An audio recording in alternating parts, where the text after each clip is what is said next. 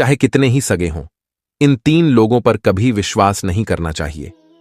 एक समय की बात है, मध्य देश में एक बहुत ही सुंदर नगर था। उस नगर में एक चोर रहता था। वह छोटी मोटी चोरी करके अपने परिवार का पालन पोषण करता था, लेकिन उस चोरी के धन से उसके परिवार का पूरी तरह से खर्च नहीं चलता था। एक दिन उसने सोचा कि पाप तो पाप होता है, चाहे छोटा हो या बड़ा। मैं चाहे छोटी चोरी करूं या बड़ी, रहूंगा तो चोर ही। पकड़े जाने पर दंड तो मुझे उतना ही मिलेगा, तो क्यों ना मैं बड़ी चोरी करूं।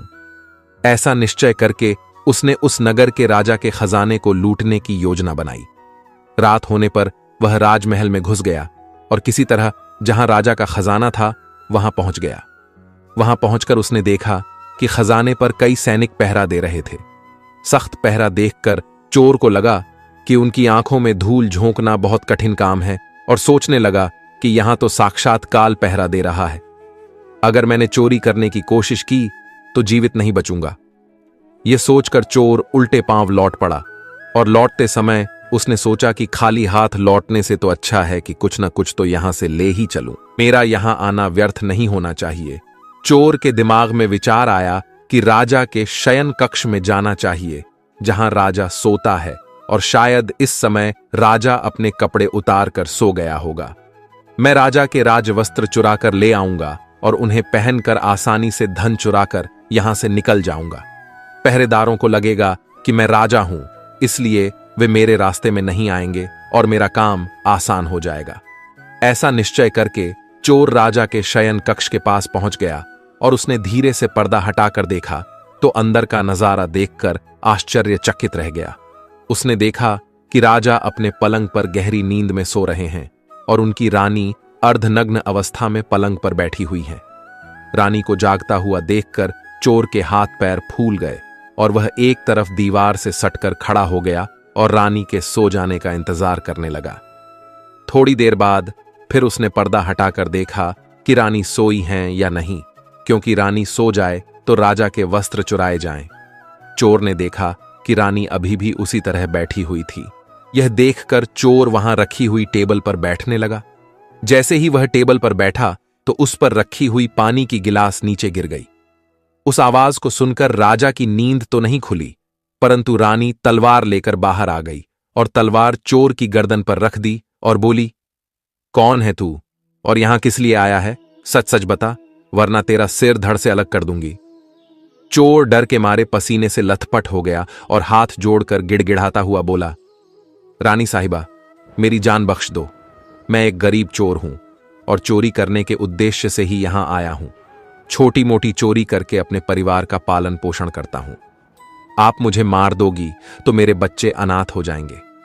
मैं वचन देता हूं कि इस बार मुझे छोड़ दो।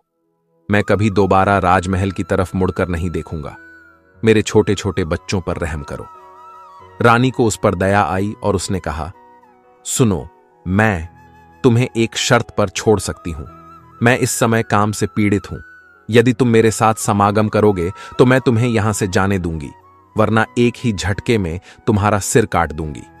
रानी की यह अनोखी शर्त सुनकर चोर और भी ज्यादा घबरा गया और कहने लगा, रानी साहिबा, ये आप क्या कह रही हो? मैं तो एक चोर हूं और आप इतने बड़े राज्य की महारानी। मेरी क्या औकात है जो मैं आपके साथ ऐसा करूं? मेरे लिए तो यह सोचना भी बहुत बड़ा पाप है। रानी ने कहा, मैं कुछ नहीं सुनना चाहती। अगर तुम्हें अपनी जान प्यारी है तो मैं जैसा कहती हूं वैसा ही करो, वरना मरने के लिए तैयार हो जाओ। रानी का ऐसा प्रस्ताव सुनकर चोर की जान हलक में अटक गई और सोचने लगा, आज मैं बहुत बड़ी मुसीबत में फंस गया। यदि मैंने रानी की बात नहीं मानी तो भी मारा जाऊंगा और मान ली तो भी मारा जाऊंगा। चोर बहुत बड़ी दुविधा में पड़ गया कि क्या करूं। आखिरकार उसने रानी के साथ समागम करने की बात को स्वीकार कर लिया और बोला, रानी साहिबा, मुझे 5 मिनट का समय दे दो। मुझे बहुत जोर से लघु शंका लगी है। पहले मुझे लघु शंका से निवृत्त होने दो, उसके बाद आप जैसा कहोगी मैं वैसा ही करने के लिए तैयार हूं। रानी ने तुरंत तलवार के इशारे से शौचालय को बता दिया और चोर उसकी तरफ चल पड़ा। रानी वहीं पर खड़ी होकर उसके लौटने की प्रतीक्षा करने लगी। चोर ने इस बीच रानी की नजर से बचकर वहां से भागने की कोशिश की, भागते भागते जब वह द्वार पर पहुंचा तो द्वार पर जो सैनिक था उसने उसे पकड़ लिया और उससे पूछताछ की। चोर डरा हुआ था। उसने सैनिक को सच सच बता दिया कि वह एक चोर है और राजमहल में चोरी करने आया था, लेकिन रानी ने उसे पकड़ लिया और छोड़ने के बदले एक शर्त रखी थी कि वह उसके साथ समागम करे। इसलिए मैं लघुशंका का बहाना बनाकर वहां से भाग आया। इस तरह से चोर गिड़गिड़ाकर सैनिक से उसे छोड़ने का आग्रह करने लगा।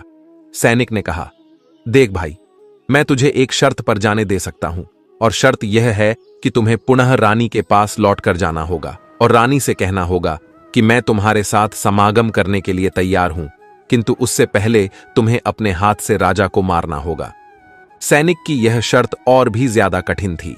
चोर ने सोचा कि वैसे तो प्राण बच भी सकते थे, परंतु अब नहीं बचेंगे। अगर रानी से यह बात कही तो रानी मेरा सिर काट देगी। अब चोर को चारों तरफ मौत ही मौत दिखाई दे रही थी। मजबूर होकर चोर वापस रानी के पास गया और बोला, रानी साहिबा, मैं आपके साथ संबंध तो बना लूंगा, लेकिन मुझे एक बात का डर है कि उस समय राजा साहब नींद से जागे तो न आप बचेंगी और न मैं। राजा साहब हम दोनों को मार डालेंगे, इसलिए आपको एक काम करना होगा। आप अपने हाथ से राजा का सिर काट दीजिए, फिर हम निडर हो जाएंगे। अगर आप इतना कर सकें तो मुझे आपकी शर्त मंजूर है, वरना मैं आपके हाथों मरना उचित समझूंगा। आप मुझे मार दीजिए। काम के वशीभूत रानी चोर से कहने लगी, ठहरो, ये कौन सी बड़ी बात है, मैं अभी राजा साहब को मौत के घाट उतार देती हूं।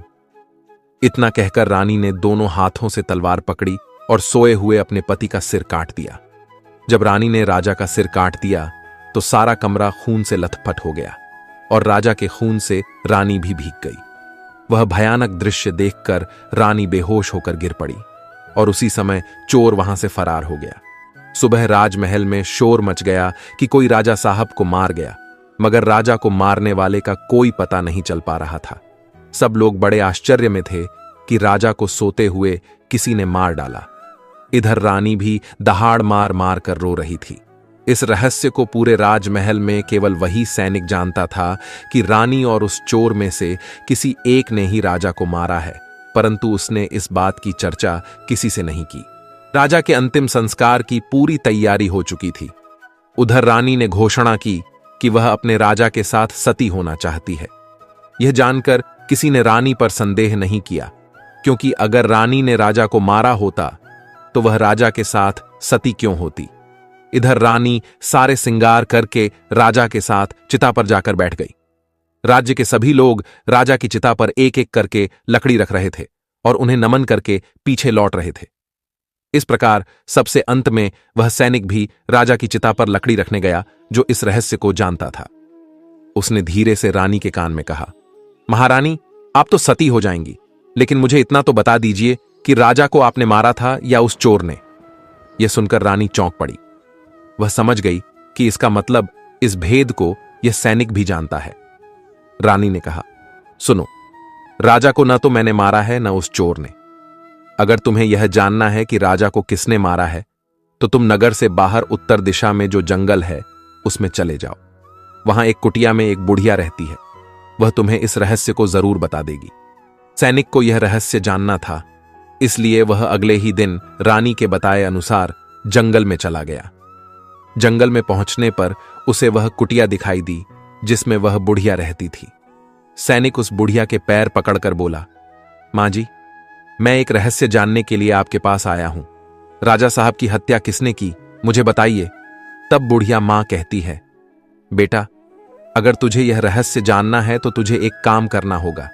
मेरी कुटिया के बाहर एक बकरा बंधा हुआ है, तू अपनी तलवार से उसका सिर काट दे और सिर काटते ही बकरे की दाढ़ वहीं गिर जाएगी और उसका सिर हवा में उड़ने लगेगा। तब तुम उस बकरे के सिर के कान पकड़कर लटक जाना।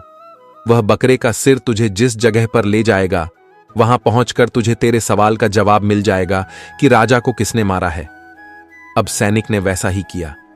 कुटिया के बाहर जो बकरा बंधा हुआ था, सैनिक ने उस बकरे का सिर काट दिया। सिर कटते ही वह हवा में उड़ने लगा।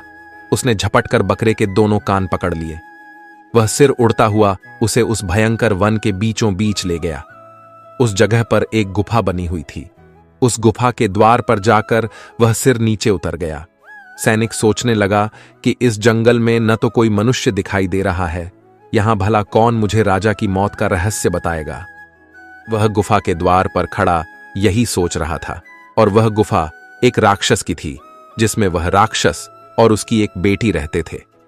अब शाम हो गई थी और वह राक्षस अपने भोजन के लिए बाहर गया हुआ था। गुफा के अंदर उसकी बेटी मौजूद थी। इधर जब राक्षस कन्या को किसी मनुष्य की गंध मालूम पड़ी तो वह द्वार पर निकल कर आई। उसने देखा कि एक हटा-कटा नौजवान गुफा के द्वार पर खड़ा है। राक्षस कन्या ने सोचा कि अगर मैंने इसे खा लिया तो मेरे एक समय की भूख मिट जाएगी, और अगर मैंने इसे जिंदा रखा तो यह नौजवान मेरे बहुत काम आएगा। राक्षस कन्या ने तुरंत एक सुंदर लड़की का रूप बनाया और उसके सम्मुख पहुंच गई। इतनी सुंदर स्त्री उसने आज तक पहले कभी नहीं देखी थी। वह सैनिक उसे देखते ही उस पर मोहित हो गया। लड़की भी उसे अपनाने के लिए आई थी, इसलिए उसे अपनी गुफा में बुलाकर ले गई और उसके साथ खूब मस्ती की। के आने का समय हुआ तो लड़की ने उसे मक्खी बनाकर दीवार पर चिपका दिया। राक्षस आया और उसने लड़की से पूछा, बेटी, मुझे किसी मनुष्य की गंध मालूम पड़ रही है। मुझे लगता है कि कोई आदमी हमारी गुफा में घुस आया है। तब बेटी बहाना बनाती हुई बोली, पिताजी, कैसी बात कर रहे हैं? हमारे होते हुए कौन मनुष्य यहां आने की हिम्मत करेगा? मैं तो उसे कच्चा चबा जाऊंगी। इस तरह उसने राक्षस को गुमराह कर दिया। अब वह राक्षस कन्या रोज उसे रात होने पर पुरुष बना देती थी और दिन में उसे मक्खी बनाकर दीवार पर चिपका देती थी। इस प्रकार सैनिक को राक्षस की गुफा में रहते रहते काफी दिन बीत चुके थे। अब उसे अपनी पत्नी और बच्चों की याद आने लगी, परंतु वह राक्षस कन्या के चंगुल से नहीं निकल पा रहा था। एक दिन उसे मौका मिल गया और वह किसी तरह रात में वहां से भाग निकला। भागते भागते कई दिनों के बाद वह अपने नगर पहुंच गया। अपने घर पहुंचकर उसे बहुत खुशी हुई। अपने बच्चों से मिलकर वह बहुत प्रसन्न हुआ। वह सोचने लगा, अच्छा हुआ जो मैं वहां से चला आया, न जाने कब तक वह मुझे मक्खी बनाकर वहां रखती। इस तरह उस सैनिक की अपने घर पर रहते हुए काफी दिन बीत गए। एक दिन उसे फिर उस लड़की की याद आई। अब तो दिन रात वह उसके ख्यालों में खोया रहता। उसकी सुंदरता को याद कर उससे मिलने की इच्छा करता। उसके बिना न खाना अच्छा लगता न पीना। हर समय यही सोचता था कि उससे किस तरह मिलन होगा। सैनिक उस राक्षस कन्या से मिलने के लिए तड़पने लगा और उसने फिर से उसके पास जाने का निश्चय किया।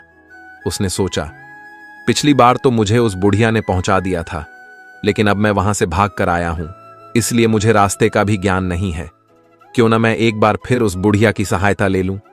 ऐसा सोचकर वह उस बुढ़िया की कुटिया पर पहुंच गया और हाथ जोड़कर बोला, हे माता, एक बार मुझे फिर से उसी स्थान पर भेज दो जहां पर मुझे पहले भेजा था। अब वह सैनिक राजा की हत्या का रहस्य भूल चुका था। वह राक्षस कन्या से मिलने की बेचैनी उसके अंदर बढ़ती जा रही थी।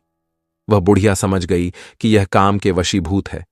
उस बुढ़िया ने कहा, बेटा, पहले तो मेरे पास एक बकरा था जिसके कान पकड़कर तुम वहां चले जाते, अब तो वह भी नहीं है। अब मैं तुम्हें कैसे पहुंचाऊं? तब सैनिक ने कहा, हे माता, मैं जीवन भर आपका गुलाम रहूंगा, एक बार उस लड़की से मुझे मिला दो। बुढ़िया ने कहा, बेटा, मैं तुझे मिला तो दूंगी, पर इसके लिए तुझे अपने बेटे को मेरे पास लाना होगा। सैनिक बोला, यह कौन सी बड़ी बात है? इतना कहकर सैनिक अपने बेटे को बुलाकर ले आया। बुढ़िया ने कहा, बेटा, जिस तरह तुमने बकरे का सिर काटा था, उसी तरह तुम अपने बेटे का सिर भी काट देना। फिर उसी तरह इसका सिर भी हवा में उड़ने लगेगा।